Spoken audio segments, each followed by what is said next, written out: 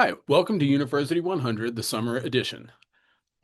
This first lesson is on how learning occurs, why we forget, and how to strengthen long-term retention. A little bit about me. I'm an instructional designer. I work at the Center for Innovative Teaching and Learning at Radford University in Radford, Virginia.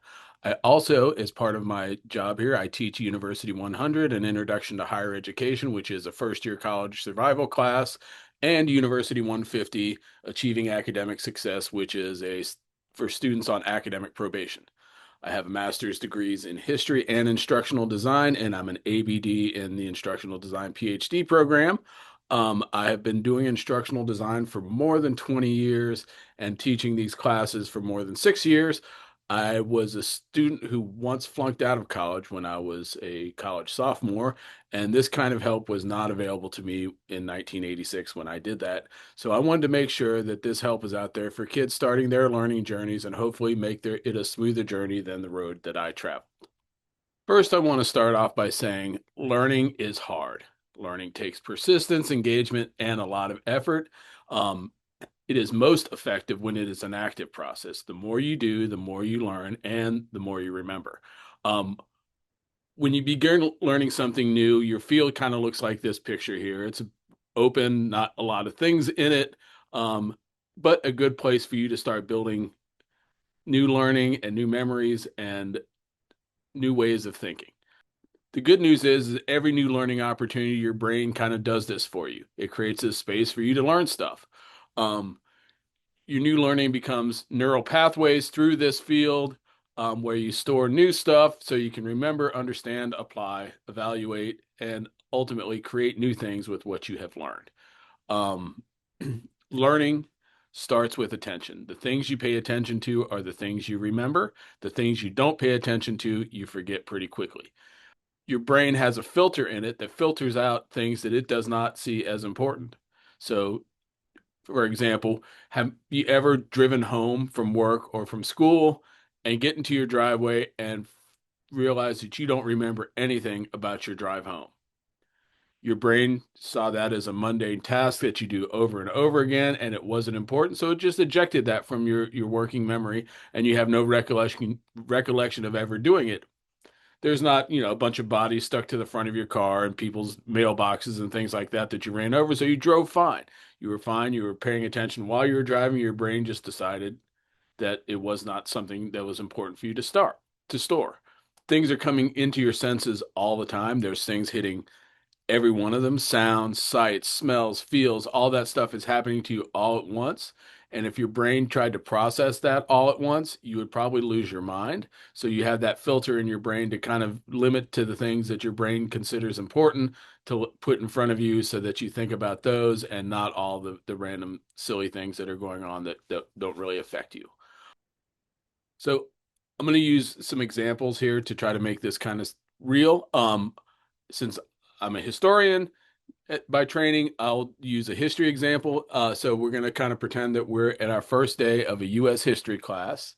Um, and new learning is one of the harder things in learning just because there's nothing in your brain to relate to, or very little in your brain to relate to. And your brain is very relational when it learns. It likes to connect things to things it already knows, and it makes learning more permanent and stronger and more meaningful to you when you can do that.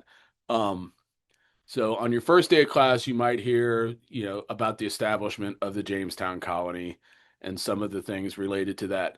The ideas may feel unfamiliar and disconnected because really all new learning starts in a place of discomfort. You don't know something and you want to know something. Your brain isn't comfortable. So we're going to kind of frame this lesson today around a real world example. Um, a student attending his very first college U.S. history class. Excuse me. So on the first day of class, you might hear something about the establishment of the Jamestown colony and some of the things surrounding that. Um, the ideas that you're hearing may seem unfamiliar and disconnected, especially if you have not taken a U.S. history class, so you're a foreign student. Um, but when, all new learning starts from a place of discomfort. You have something that you don't know that you need to know or want to know, and that discomfort is what pushes you forward to actually learn things. So when faced with this discomfort, what do you do? Do you give up? or do you push on? You can give up and say, I don't want to learn this. So your brain shuts down and you don't learn anything, or you push on and start engaging with the material and start your learning process. So you may, at the end of this class, remember some of these terms like mercantilism, the year 1607, possibly Captain John Smith, maybe Edward Murray Wingfield, the first colony president, things like that. Um, these things seem loose and disconnected in your mind. You may be able to pick the right answer out in a multiple choice test if you don't wait too long to take the test, but maybe not ready for like a five page research paper. That's going to take you a lot more work. So after the first day of class, your brain created a nice narrow neural pathway from this new learning about the colony of Jamestown, connected to maybe some of your other knowledge about history or just the past in general. So you attend this lecture on Jamestown. You remember the term Jamestown, that it was the first English colony, but you still may struggle to explain why it was founded, why it almost failed, and how it influenced the later colonies that came. So this small neural pathway has been formed, and it kind of looks like what we see here, this little bike path through this open field. There's not a lot of substance to it yet, but you can see that you have a little pathway. And so as a new student, you don't think about that lecture until next week, and what happens? You start forgetting. Forgetting is normal and expected. The brain is designed to forget information it does not use because you don't want your brain jumbled up with a bunch of stuff that you don't really need. So there's the forgetting curve that after you learn something once, the first time, that memory fades pretty rapidly. Basically, on your way back from class, you start to forget some of the things you did in that class. The largest loss occurs right after the learning event. Um, And if you do not use these new neural connections that you just created, you're going to lose them and you will forget. Reasons that forgetting happens, sometimes it's retrieval failure. It's like trying to find that word, that name of a person on the tip of your tongue that you just can't find. Sometimes it's weak encoding. When you attended the lecture, you had earbuds in, so you're only half paying attention to what was going on, or you read a book while the TV was on, so you're distracted. Things like that could happen. Also, lack of use. If you don't use it, you lose it. The same is true with memories and learning. If you don't think about those things, you will forget them. So, just as a little example, take a second and think about what you had for lunch last Tuesday. And then try to recall maybe your Roblox username from when you were a kid, or maybe a phone number that you can remember. And why is it that you can remember something that happened so long ago, but not necessarily something that you did last week? The reason is you remember it because you encountered that information multiple times. Every time you logged into your Roblox game, you saw that username. So you remember that username, even if it was silly and had nothing to do with your own name. You remember those things because you created that stronger neural pathway because you think about it every time you had to enter that username. Um, the brain doesn't remember what we see just once, it remembers what we repeatedly retrieve. So you attended the lecture and took notes, but then you put them away and didn't use them for 4 weeks because the test wasn't for a month.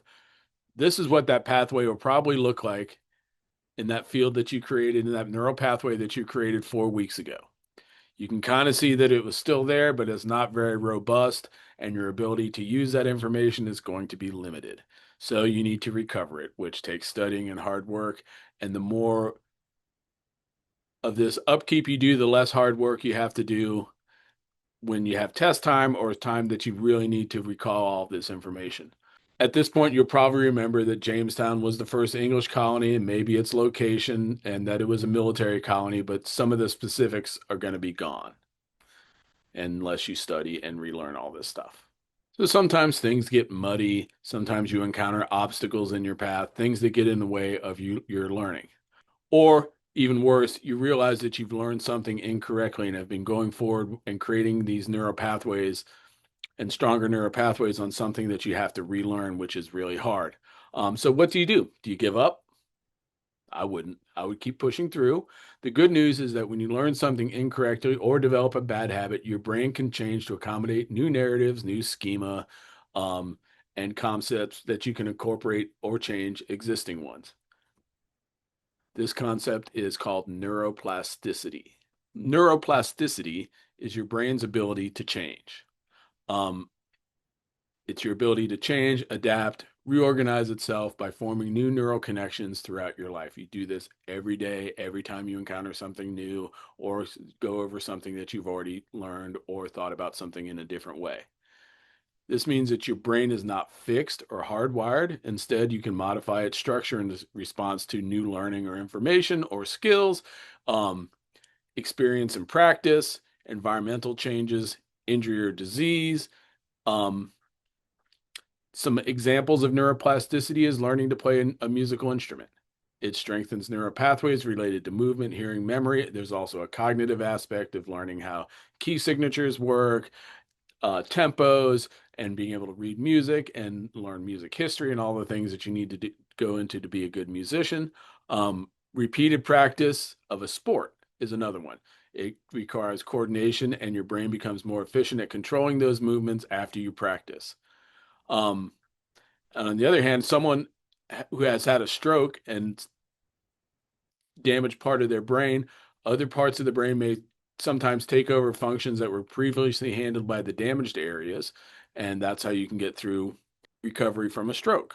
There are different types of neuroplasticity. There's structural neuroplasticity, which physical changes to your brain, such as the growth of new neural connections, is structural plasticity. There's functional plasticity, where the brain's ability to move functions from one area to another, especially after an injury, is another type.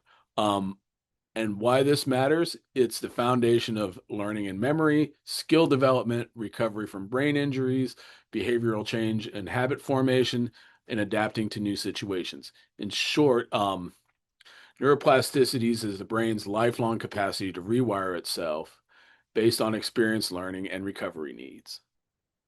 So, cycling back to our class, so instead of putting your notes away after class, you get out your notes and study them. Ask yourself some questions about what you don't understand, look them up in your notes in your textbooks, and you learn more about the policy of mercantilism that gave birth to the Virginia Company and how that shaped the development of the Jamestown colony, as well as the future settlements that came along after. You can read a little bit. You read a little bit about Edward Maria Wingfield, Captain John Smith, and Christopher Newport, and the mutinies at sea in the colony and in the colony. You begin to construct a narrative in your mind. Having a mental narrative makes your new learning much more durable. Those neural pathways get stronger when you have a narrative, and it's easy to incorporate new information into it later, and you're likely to remember it for a lot longer than you would otherwise. And through repeated use, instead of putting those notes away and not thinking about the subject for a while, you continue to attend class, you participate in discussions and quizzes, write some short essays, think about it when you're not in class. And just that process of doing all of these things creates stronger neural pathways, and they're more durable, and they ultimately will look like a more well-worn path. And it's wider because you've done things in more than just one way. You've not just read notes, you've not just listened to a video. You did multiple things at once, which the more different ways you access information, the stronger those pathways become. Um, so when you move beyond simple remembering towards understanding, applying, analyzing, evaluating, and creating, your path becomes wider and stronger and faster, and you can work with the information at a deeper level and a lot quicker. And it's important to stress that this wider pathway does not come from just repeating the same thing over and over again, but by broadening the ways you interact with information. And as we talk about study methods, this is going to come back again because this is a really important concept that repeating the same thing does not necessarily yield you very good results. And so, cycling back to our class, doing multiple tasks and thinking about the subject creates this well-worn trail, but now you should be able to explain tobacco's economic impact on the colony, the relations with the indigenous people, perhaps, the role of the Virginia Company, and the ultimate dissolution of the Virginia Company. So as you begin to broaden your understanding of the Jamestown colony in the context of political, social, religious climate that it existed in, um, you will likely start finding yourself thinking about it when you see a tobacco sign in a grocery store, Or you get bit by a mosquito and you start thinking about, oh wow, that's, disease-bearing mosquitoes about wiped out the Jamestown colony. And so those things start to interact in your head, and all those things start to feed into that stronger neural pathway. And before long, it's relatively mature, durable, and stable. So your learning becomes deeper and more robust when you apply your new learning in multiple ways, not just when you're studying, reading a book, taking some notes, doing all those different things, but the projects that you do, maybe it's turning in a paper, maybe it's taking tests, maybe it's watching videos, maybe it's a group project or a discussion board. The more ways you just have to recall and explain that information, the stronger those pathways become too.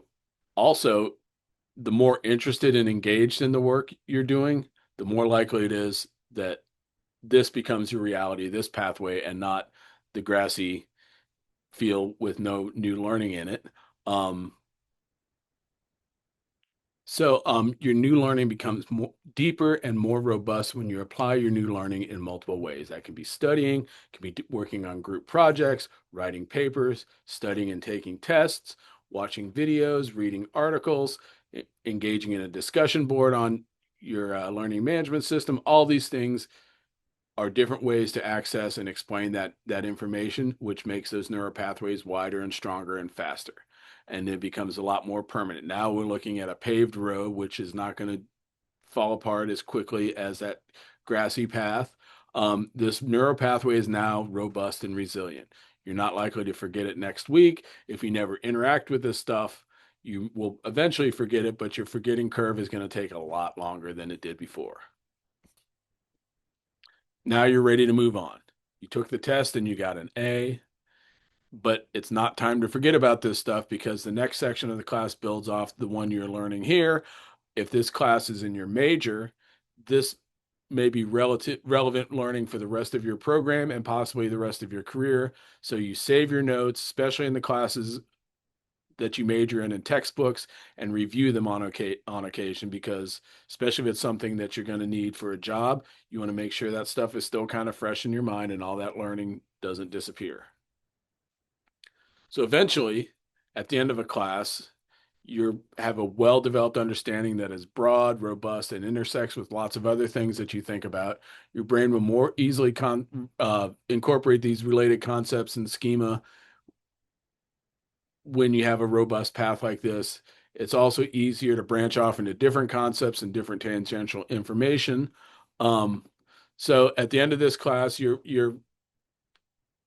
mental image of this class should look like this. You can kind of see where that original tiny little bike path was and how many different things have been added onto it and branched off. You could be one of these little pathways on the side, could be the greater context of colonialism or slavery or the forming of a new country and things like that. So all this becomes part of this mental model in your head and part of your new learning. And these neuropathways are pretty strong and robust. However, you go home for the summer and you don't think about anything. You're having a good time going to the beach, partying and hanging out with your friends, um, and you're not thinking about your U.S. history class. So when you return to school in the fall, this road could possibly look like this. And after a few years, any new learning, even if you did a lot of it and created this nice, robust pathway, is going to eventually decline and fade and not be as robust as it used to be. That's when you have to go back to the books and re-strengthen these things. Um, and that's it for today. Thank you guys for watching and hanging out. If you want to join the Zoom class, if you're not already in the Zoom class, I will put the link to register below. We have 3 more sessions that are on the next 3 Wednesdays at 1 p.m. Um, and I will continue posting those videos here too. And you can message me in the chat and I will respond.